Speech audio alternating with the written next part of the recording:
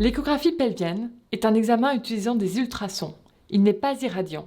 Le but de l'examen est de dépister l'endométriose, dresser sa cartographie, c'est-à-dire décrire les organes atteints, et suivre son évolution. Cet examen ne présente aucune contre-indication. Il est fait par voie endovaginale, c'est-à-dire qu'une sonde est introduite dans votre vagin et n'est donc pas réalisable chez les patientes vierges qui n'ont jamais eu de pénétration ou trop douloureuse. Une IRM est alors préférable. Il n'y a pas d'indication à effectuer l'examen à une période précise du cycle. Cependant, si vous avez vos règles, notamment si vous êtes douloureuse, nous vous conseillons de reporter cet examen car celui-ci peut exacerber vos douleurs. Si vous souhaitez tout de même réaliser l'examen et ne pas devoir encore attendre, il vous suffira alors simplement de retirer votre tampon ou votre cup.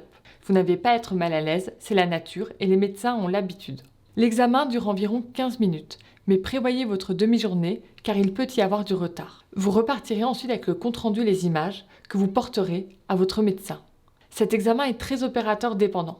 Cela veut dire que les images ne peuvent pas être relues après l'examen par un autre médecin. L'idéal, en cas de suspicion d'endométriose, est de s'adresser à un radiologue spécialisé dans cette maladie. L'échographie et l'IRM sont des examens complémentaires. Il n'y en a pas un mieux que l'autre. L'idéal est de commencer par une échographie pelvienne dans les mains d'un radiologue expérimenté dans l'endométriose. Parfois, l'échographie suffira, parfois une IRM sera réalisée en complément. Il peut être nécessaire de passer d'un examen à l'autre pour avoir un diagnostic précis. Astuce.